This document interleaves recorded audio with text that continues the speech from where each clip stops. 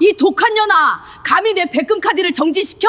당장 풀어! 사람들 앞에서 나 망신 줄 작정이야? 대리석 테이블 위에 놓인 휴대전화가 심장을 옥죄는 듯한 진동 소리를 토해냈다.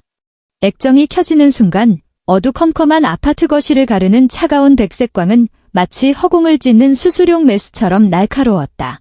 송은주는 입가로 가져가던 따뜻한 아메리카노 잔을 허공에 멈췄다. 그녀는 곧바로 휴대전화를 집어드는 대신 화면 위로 떠오른 카드 승인 알림을 뚫어지게 응시했다.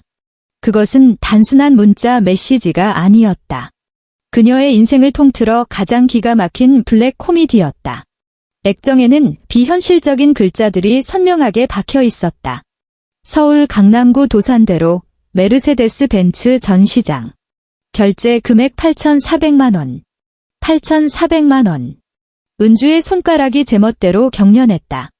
찰랑거린 커피 몇 방울이 미세 홈웨어 바지 위로 튀어 추한 갈색 얼룩을 만들어냈다. 끓는 물로 내린 커피의 뜨거운 온도가 천을 뚫고 살갗을 파고들었지만 그녀는 통증조차 느끼지 못했다. 바로 어제 오후였다. 소독약 냄새가 진동하는 서울 가정법원의 복도에서 그녀와 그 남자는 이혼 서류에 도장을 찍었다. 김지훈. 판사 앞에서도 힐끔거리며 제 어미의 눈치를 살피던 그 남자는 법원 문을 나서는 순간까지도 잘 지내라우는 흔한 인사말 한마디 건네지 않았다. 오히려 5년 내내 이 집안의 상황처럼 군림해온 시어머니 박 여사가 마치 묵은 쓰레기라도 내다버린 듯한 어조로 은주의 등 뒤에 대고 혀를 찼다. 복이라곤 지지리도 없는 물건 같으니라고.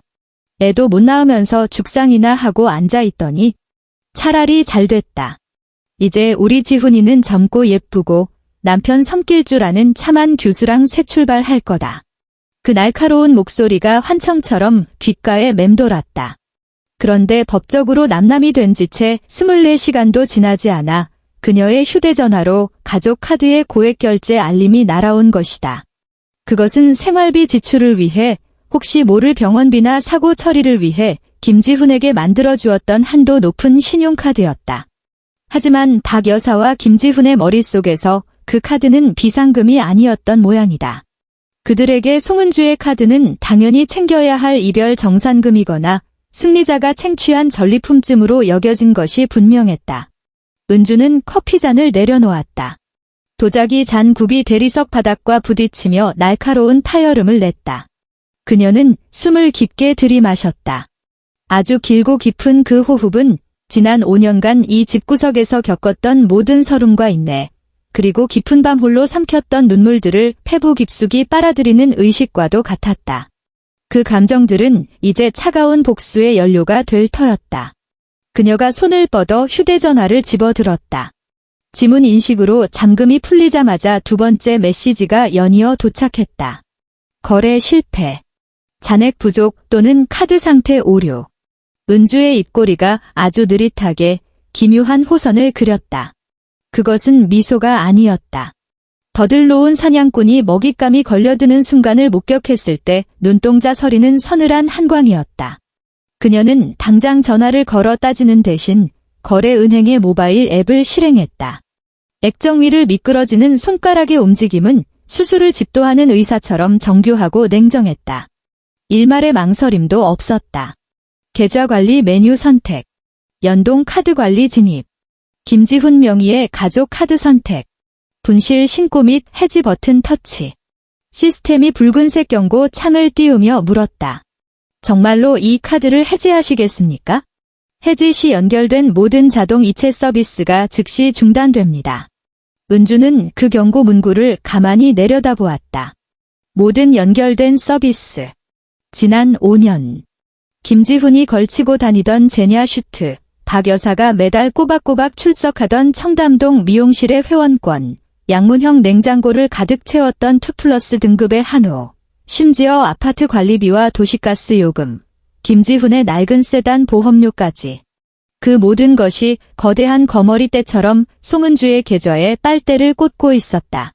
그녀는 지칠 줄 모르는 숙주가 되어 자신의 피와 살로 탐욕스러운 두 기생충을 먹여 살려왔다. 그들은 그녀의 피를 빨아먹으면서도 피가 달지 않다느니 온도가 낮다느니 불평을 늘어놓았던 자들이었다. 확인. 은주의 손가락이 확인 버튼을 꾹 눌렀다. 화면 중앙에서 로딩을 알리는 원이 빙글빙글 돌아갔다. 3초 후 화면이 바뀌었다. 해지가 정상적으로 처리되었습니다. 아직 끝나지 않았다. 그녀는 다시 메인 화면으로 돌아가 자동 이체 관리 메뉴를 열었다. 서울도시가스, 해지, 한국전력공사, 해지, 아파트관리사무소, 해지, 국민건강보험공단, 해지, 현대해상 자동차보험, 해지. 그녀의 손가락이 춤을 추듯 화면 위를 날아다녔다. 터치음이 들릴 때마다 썩은 살점과 연결된 혈관이 하나씩 툭툭 끊어져 나갔다. 해지, 해지, 모두 해지. 모든 작업을 마친 은주는 휴대전화를 테이블 위로 툭 던졌다. 자리에서 일어난 그녀는 거실 통유리창 앞으로 걸어갔다. 창밖에는 서울의 화려한 야경이 펼쳐져 있었고 한강 다리 위를 달리는 자동차들의 불빛이 거대한 빛의 강물을 이루고 있었다. 그리고 도시의 저 건너편 강남의 벤츠 전시장에서는 이제 막 흥미진진한 촌극이 시작되고 있을 터였다. 강남구 도산대로 메르세데스 벤츠 전시장. 매장 안은 최고급 가죽 냄새와 갓 내린 원두커피 향으로 가득했다. 박 여사는 VIP 라운지의 이탈리아산 수입 소파에 파묻혀본 차이나 커피잔을 들고 있었다. 새끼손가락을 꼿꼿이 세운 그녀의 자태는 영락없이 교양 넘치는 청담동 사모님이었다. 그 옆에는 김지훈, 그리고 박 여사가 진작부터 새 며느리감으로 점 찍어둔 최미경이 앉아 있었다. 분홍색 원피스를 차려입고 화장을 공들여 한 최미경이 눈을 반짝이며 박 여사를 바라보았다. 어머님, 정말 이래도 돼요? 아직 정식으로 인사드린 것도 아닌데 이렇게 비싼 차를 선물해 주시다니. 아유, 이게 뭐 대수라고. 박 여사가 거만하게 손을 내저었다. 그녀의 손목에는 작년 송은주가 유럽 출장길에 사다 바친 비취 팔찌가 번들거리고 있었다. 우리 지훈이는 큰일 할 사람인데 이 정도는 타줘야지.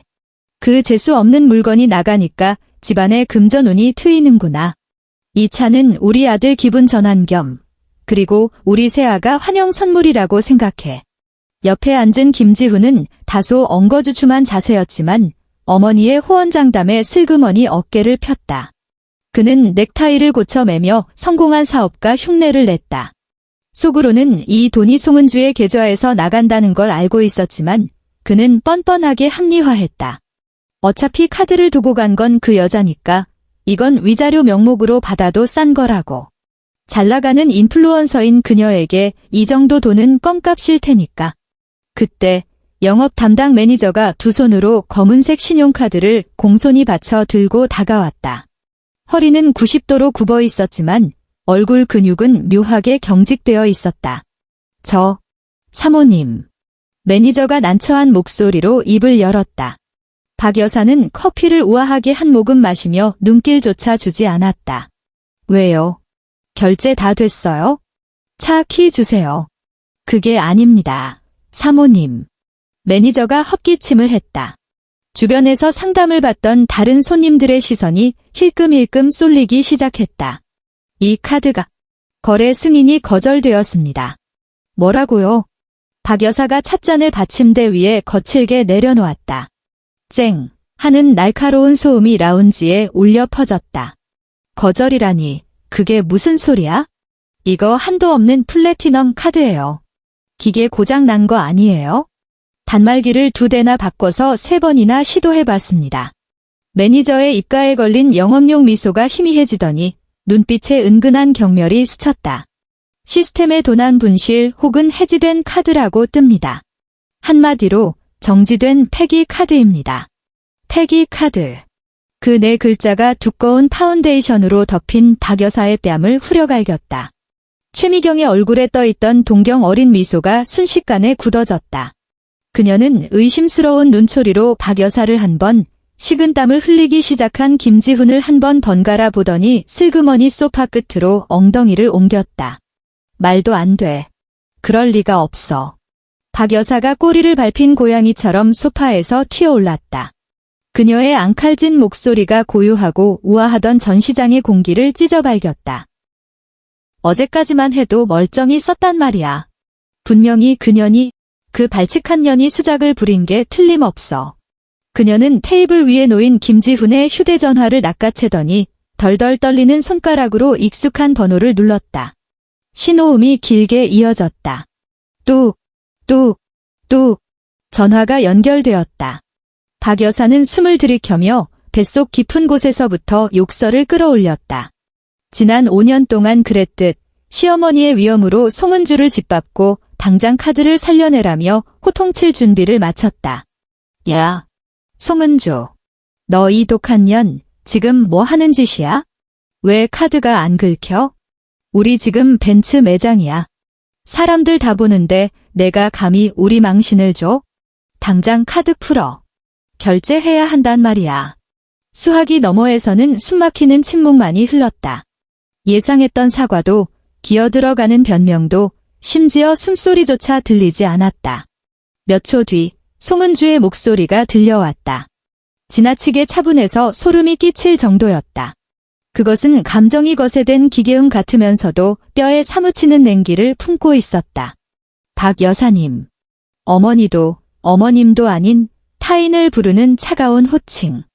박 여사님. 뭔가 착각하고 계신 것 같은데 우린 이미 이혼했습니다.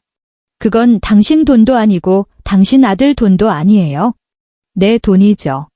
박 여사는 잠시 말문이 막혔다가 이내 더 크게 악을 썼다. 내 돈이 어디 있어. 우리 집에서 5년이나 밥 얻어먹고 살았으면 이 정도는 위자료로 내놓는 게 당연하지. 내가 처음에 우리 집에 시집 오겠다고 빌었던 거 잊었어? 이렇게 사람 뒤통수를 쳐? 너 천벌 받을 줄 알아. 전시장 안에 사람들이 웅성거리며 손가락질을 하기 시작했다. 누군가는 휴대전화를 들어 이 추태를 촬영하고 있었다. 최미경은 이미 자리에서 일어나 핸드백을 챙기고 있었다. 얼굴이 불그락푸르락해진 그녀는 당장이라도 도망칠 태세였다. 수화기 너머에서 송은주가 짧게 코웃음을 쳤다. 명백한 조소였다. 천벌이라. 그래요. 이제 천벌 받을 시간이죠. 밥 얻어먹은 값을 논하시니 앞으로 드실 밥이나 잘 챙기시길 바랍니다. 아, 그리고 카드만 끊긴 게 아닐 텐데요. 댁으로 날아갈 공과금 고지서들도 잘 챙겨보세요. 그게 무슨 소리야? 송은주. 너 똑바로 말 못해. 뚝. 전화가 끊겼다. 박 여사는 믿을 수 없다는 듯 휴대전화를 노려보았다. 다시 통화 버튼을 눌렀지만 돌아오는 것은 건조한 기계음뿐이었다. 연결이 되지 않아 소리샘으로 연결되오니 차단당했다. 엄마, 어떻게 된 거야? 김지훈이 사색이 된 얼굴로 자리에서 일어났다. 주위 사람들의 경멸 어린 시선이 쏟아지자 얼굴이 화끈거려 견딜 수가 없었다. 박 여사는 손에 쥔 플라스틱 쪼가리를 부서져라 움켜쥐었다. 그녀는 슬금슬금 뒷걸음질 치는 최미경을 향해 억지로 입꼬리를 올렸다. 울음보다 더 흉한 미소였다. 미경아, 이게 오해야. 은행 전산에 오류가 났나봐. 그 못돼 먹은 며느리가 나가면서 심술을. 어머님. 최미경이 말을 뚝 잘랐다. 그녀의 눈에 담겨있던 존경심은 온데간데였고 사기꾼을 바라보는 싸늘한 눈빛만이 남아있었다. 갑자기 집에 급한 일이 생각나서요. 차는 나중에 다시 얘기하죠. 최미경은 대답도 듣지 않고 또각또각 구두 굽소리를 내며 전시장을 빠져나갔다. 뒤도 한번 돌아보지 않는 매정한 뒷모습이었다. 영업 매니저는 여전히 입가에만 미소를 띤 채 손을 내밀었다. 사모님, 결제가 안 되시면 이 폐기 카드는 돌려드리겠습니다. 다른 결제 수단은 없으십니까? 없으시면 다음 예약 손님을 받아야 해서요. 박 여사는 눈앞이 핑 도는 현기증을 느꼈다. 30분 동안 VIP 대접을 받으며 최고급 커피를 마셨던 이곳에서 그녀는 순식간에 구걸하러 온 잡상인 취급을 받으며 쫓겨나고 있었다. 3일 후, 땅거미가 내려앉은 저녁. 서울 변두리의 낡은 아파트 단지. 김지훈은 거실 소파에 시체처럼 늘어져 있었다. 지난 며칠은 마치 지독한 악몽 속을 헤매는 것 같았다. 벤츠 매장에서 개망신을 당하고 돌아온 뒤로 집안 공기는 숨이 막힐 듯 무거웠다. 박 여사는 하루 종일 송은주를 저주했다. 아침부터 밤까지 입에 담지 못할 욕설을 퍼부었지만 아무리 욕을 해도 정지된 카드가 살아날 리 없었다. 실내가 어둑어둑해지자 김지훈은 습관적으로 테이블 위 리모컨을 더듬었다. 예능 프로그램이라도 보며 이 거지 같은 현실을 도피하고 싶었다. 전원 버튼을 눌렀다. TV 화면은 묵묵부답이었다. 몇 번을 더 눌러도 반응이 없었다. 엄마, TV가 왜 안 나와요? 고장 났나? 김지훈이 짜증 섞인 목소리로 소리쳤다. 주방에서 박 여사의 신경질적인 대꾸가 돌아왔다. 내가 아냐. 저 놈의 TV도 그년이 사온 거라 덩달아 재수가 없나 보지. 아우, 근데 왜 물이 이렇게 쫄쫄 나와? 김지훈은 미간을 찌푸리며 몸을 일으켰다. 무언가 이상했다. TV뿐만이 아니었다. 거실 한 구석에 놓인 공기청정기에 불빛도 꺼져 있었다. 그는 벽에 붙은 스위치로 다가가 거실 전등 버튼을 눌렀다. 탁탁. 반응이 없었다. 어둠뿐이었다. 창밖에서 스며드는 희미한 가로등 불빛만이 곰팡내 나는 낡은 집을 근근히 비추고 있었다. 뭐야? 정전인가? 불길한 예감이 등줄기를 타고 올라왔다. 그때 주방에서 박 여사가 물 뚝뚝 떨어지는 행주를 들고 뛰쳐나왔다. 그녀의 얼굴은 공포로 일그러져 있었다. 지훈아. 물이 끊겼어. 아까는 찔끔 나오더니 이제 아예 안 나온다. 저녁밥 안 쳤는데 어떡하니? 김지훈의 심장이 쿵 하고 내려앉았다. 그는 현관으로 달려가 우편함에 칠이 벗겨진 철제 문을 거칠게 잡아 뜯었다. 우편함 안에는 붉은 글씨가 찍힌 독촉장들이 뱀다리처럼 쑤셔 박혀 있었다. 그는 봉투 뭉치를 움켜쥐고 센서 등이 깜빡거리는 복도에서 떨리는 손으로 봉투를 찢었다. 한국전력공사 전기요금 미납에 따른 단전 예고. 서울 상수도 사업본부 단수 및 계량기 철거 예고. 아파트관리사무소 장기 체납 관리비 납부 독촉 및 법적 조치 예고. 고지서에 찍힌 날짜들은 이미 2달 전부터 밀려 있었다. 예전 같으면 이런 고지서는 구경조차 할 일이 없었다. 붉은 딱지가 붙기 전에 송은주가 알아서 처리했으니까. 그는 몰랐다. 전기요금과 수도요금은 누군가 챙겨서 내야 한다는 사실을. 그는 몰랐다. 한 달만 요금을 안 내도 세상이 정말로 암흑천지가 될 수 있다는 것을. 그 여자, 진짜였어. 김지훈이 넋 나간 사람처럼 중얼거렸다. 손에 들려있던 고지서들이 힘없이 바닥으로 흩날렸다. 뭐가 진짜고 가짜야? 얼른 그년한테 전화해봐. 박 여사가 어둠에 잠긴 거실에서 비명을 질렀다. 그녀의 목소리에는 생전 처음 느껴보는 공포가 서려 있었다. 돈 내라고 해. 시어머니랑 남편을 말려주길 셈이냐고 따지란 말이야. 김지훈은 주머니에서 휴대전화를 꺼냈다. 배터리 잔량은 15%. 화면 오른쪽 상단의 빨간 배터리 아이콘이 그를 비웃는 붉은 눈동자 같았다.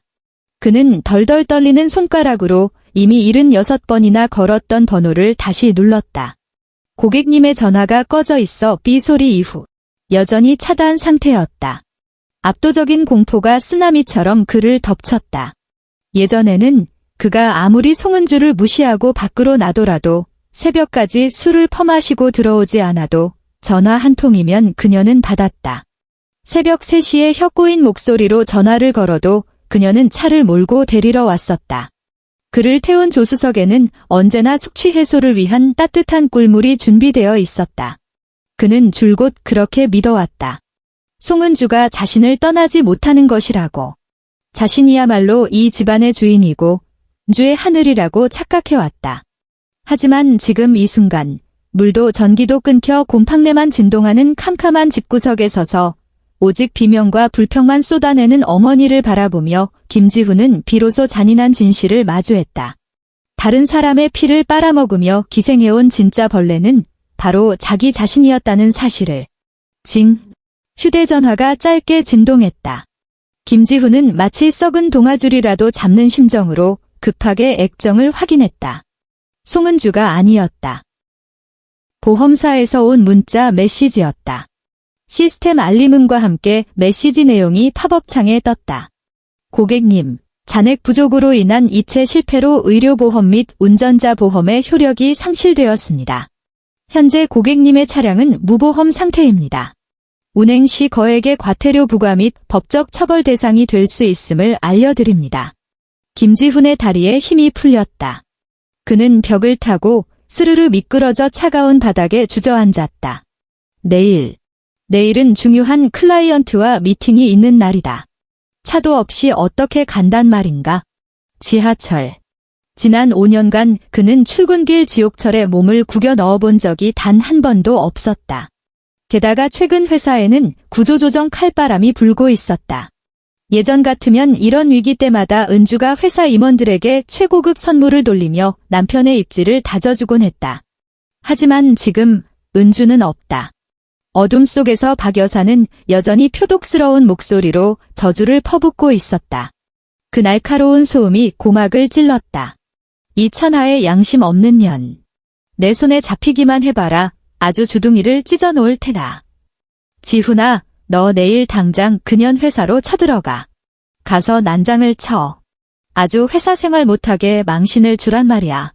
내가 그 꼴을 못 볼 줄 알아? 김지훈은 어머니의 악에 바친 목소리를 들으며 난생 처음으로 그녀가 참을 수 없을 만큼 시끄럽고 어리석은 존재라고 느꼈다. 난장을 친다고? 그는 송은주가 떠나던 날 보여주었던 눈빛을 떠올렸다. 그 눈에는 증오도, 분노도 없었다. 오직 뼈가 시릴 정도의 무관심만이 담겨 있었다. 마치 생전 처음 보는 낯선 사람을 보듯. 아니면 이미 쓰레기통에 처박힌 악취 나는 음식물 쓰레기 봉투를 바라보듯. 김지훈은 고개를 떨구고 서서히 어두워지는 휴대전화 액정을 내려다보았다. 희미한 불빛이 사라지기 직전 검은 화면 위로 자신의 얼굴이 비쳤다. 창백하고 부석부석한 얼굴. 공포와 무능함으로 가득 찬 지질한 남자의 얼굴. 그는 욱하는 마음에 휴대전화를 집어 던지려 팔을 쳐들었다가 마지막 순간에 멈칫했다. 문득 이 휴대전화가 박살나면 새거들 살 돈조차 없다는 사실이 떠올랐기 때문이다. 그의 팔이 허공에서 뻣뻣하게 굳었다. 칠흑 같은 어둠 속 무대 위, 줄이 끊어진 꼭두각시 인형처럼 우스꽝스럽고 절망적인 자세였다. 광화문이 아침은 언제나처럼 분주하고 치열했다. 공기 중에는 볶은 원두의 탄 냄새와 매캐한 먼지 냄새가 섞여 있었다. 사무실 책상 앞에 앉은 김지훈은 백조무리에 잘못 섞여든 두꺼비가 된 기분이었다. 단수 때문에 씻지도 못한 그는 오늘 아침 남은 생수 반 병을 아껴 겨우 눈곱만 떼고 나왔다. 떡진 머리카락은 이마에 달라붙어 시큼한 정수리 냄새를 풍겼다. 언제나 빳빳하게 다려져 있던 흰 셔츠는 쭈글쭈글하게 구겨져 있었고 목깃에는 제때 세탁하지 않아 생긴 누런 땀 얼룩이 띠를 두르고 있었다. 주변 동료들은 요란하게 키보드를 두드리거나 점심 메뉴를 고민하며 소곤거렸다. 오직 김지훈만이 잔뜩 움츠러든 채 잡동사니가 쌓인 모니터 뒤로 몸을 숨기기에 급급했다. 김 대리님, 부장님이 찾으십니다. 맞은편에 앉은 인턴 사원이 그를 불렀다. 인턴의 시선이 김지훈의 구겨진 셔츠 기대 2초간 머물더니 숨길 수 없는 혐오감을 드러내며 돌아갔다. 김지훈의 심장이 덜컥 내려앉았다. 그는 납덩이를 매단 듯 무거운 다리를 끌고 부장실로 향했다. 부장은 평소처럼 웃으며 모친의 안부를 묻지도 않았고 송은주가 요즘도 홍삼 액기스를 보내오느냐고 묻지도 않았다. 그의 책상 위에는 면도날처럼 얇고 날카로워 보이는 흰 봉투 하나가 놓여 있었다. 지훈 씨. 부장이 안경을 벗어 닦으며 입을 열었다. 날씨 이야기를 하듯 건조한 말투였다.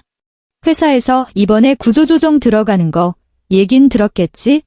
김지훈은 목이 타들어가 아무런 대답도 하지 못한 채 기계적으로 고개만 끄덕였다. 본래라면 이번 정리해고 명단에 자네 이름은 없었을 거야. 근속 연수도 있고 하니 말이야. 부장이 다시 안경을 썼다. 렌즈 너머의 눈빛이 송곳처럼 차갑게 빛났다. 그런데 인사팀에서 최근 실적을 감사하다가 발견했어. 자네가 담당하던 주요 거래처들 최근에 전부 계약 해지 통보를 보내왔더군. 해지라니요. 김지훈의 목소리가 찢어진 풀무 소리처럼 갈라져 나왔다. 그래. 예전에는 그 거래처 사장들이 자네 체면 봐서 계약 유지해줬던 거지? 자네 와이프가 중간에서 다리도 놓고 명절마다 선물이며 경조사며 끔찍하게 챙겼으니까. 특히 그 물류회사 박 사장 말이야. 자네랑 송은주 씨 이혼했다는 소식 듣고는 굳이 이 관계 유지할 필요 없겠다고 하더군. 부장은 한숨을 내쉬며 흰 봉투를 앞으로 쓱 밀었다. 짐 싸게. 그동안 같이 일한 정을 봐서 모양새 좋게 권고사직으로 처리해 줄 테니. 그래야 나중에 다른데 이직할 때 이력서 쓰기도 편할 거 아닌가? 김지훈은 떨리는 손을 뻗어 봉투를 집어들었다. 머릿속으로 수만 가지 기억이 주마등처럼 스쳤다. 늦은 밤 거실 바닥에 앉아 거래처에 보낼 선물 상자를 포장하던 은주의 뒷모습. 그의 실적을 채워주기 위해 억지로 술 상무 노릇을 하고 돌아와 변기통을 붙잡고 구토하던 은주의 모습. 그리고 그 실적이 온전히 제 능력인 양 어머니 앞에서 으스대던 자신의 추악한 얼굴. 그가 그토록 자부했던 능력이란 결국 송은주가 입혀준 벌거벗은 임금님의 옷에 불과했다. 이제 은주는 떠났고 옷은 벗겨졌다. 그는 살을 애는 찬바람 속에 발가벗겨진 채 서 있었다. 구역질이 날 만큼 초라한 꼴로. 초라한 종이박스 하나를 안고 회사 정문을 나설 때 하늘에서는 부슬비가 내리기 시작했다. 차가운 빗줄기가 기름진 얼굴을 타고 흘러내렸다. 회한의 눈물이 빗물에 섞여 입안으로 흘러들었다. 쓰고 짰다. 그는 택시를 잡으려 손을 들었다가 카드 잔액이 기본요금조차 낼 수 없는 상태라는 걸 깨닫고 힘없이 손을 떨구었다. 그는 땀 냄새와 곰팡내로 가득 찬 지하철역을 향해 비를 맞으며 걸어갔다. 집에 도착했을 때는 이미 사방이 캄캄해진 뒤였다. 아파트는 여전히 죽음처럼 고요한 어둠에 잠겨 있었다. 현관문을 열기도 전에 집안에서 짐승이 울부짖는 듯한 찢어지는 통곡 소리가 들려왔다. 김지훈은 들고 있던 박스를 내팽개치고 허둥지둥 집 안으로 뛰어들어갔다. 휴대전화의 미약한 손전등 불빛에 의지해 비친 집안 꼴은 참혹했다. 강도가 휩쓸고 지나간 듯 서랍이란 서랍은 죄다 뽑혀 바닥에 나뒹굴고 있었고 옷가지들이 어지럽게 널려 있었다. 그리고 그의 어머니, 그 고고하던 박 여사가 안방 바닥에 주저앉아 땅을 치며 미친 사람처럼 울부짖고 있었다. 머리카락은 산발이 된 채였다. 도망갔어. 그년이 도망갔다고. 박 여사는 아들을 보자마자 구세주라도 만난 듯 바짓가랑이를 부여잡았다. 손톱이 살을 파고들었다. 최미경 그 사기꾼 같은 년이 도망갔어. 김지훈이 손전등을 비췄다. 불빛이 안방 구석, 활짝 열린 채 텅 비어버린 금고를 비췄다. 그곳은 이 집안의 최후 보루였다. 박 여사가 평생을 모아온 쌈짓돈과 새 며느리에게 보여주려 했던 금괴와 패물들이 들어있던 곳이었다. 지금 그곳에는 먼지 한 톨 남아있지 않았다. 장 보러 간다고 해서 내가 비밀번호를 알려줬는데 어차피 식구 될 사람이라 믿고 알려줬는데 박 여사는 숨이 넘어갈 듯 헐떡이며 울부짖었다. 눈물에 번진 화장 자국이 얼굴에 검은 도랑을 만들었다. 그년이 돈을 싹 다 들고 날랐어. 내 금가락지까지 다 빼갔다고. 그게 어떤 돈인데? 내 할머니가 물려주신 건데? 김지훈은 세상이 빙글빙글 도는 현기증을 느꼈다. 최미경. 꿀바른 혀로 어머니를 구워 삶던 그 여자는 이 집구석이 이미 침몰하는 배라는 걸 눈치채자마자 마지막 남은 널빤지 조각까지 뜯어내 탈출해버린 것이다. 천벌. 그래, 이게 천벌이야. 김지훈은 벽에 기대 스르르 주저앉으며 중얼거렸다. 천벌은 무슨. 빨리 가서 안 잡아오고 뭐해. 경찰에 신고해. 박 여사가 악을 쓰며 일어나려다 갑자기 몸을 뻣뻣하게 굳혔다. 마치 뼈가 사라진 사람처럼 그녀의 몸이 뒤로 툭 꺾였다. 엄마, 엄마. 김지훈이 비명을 지르며 어머니를 받아 안았다.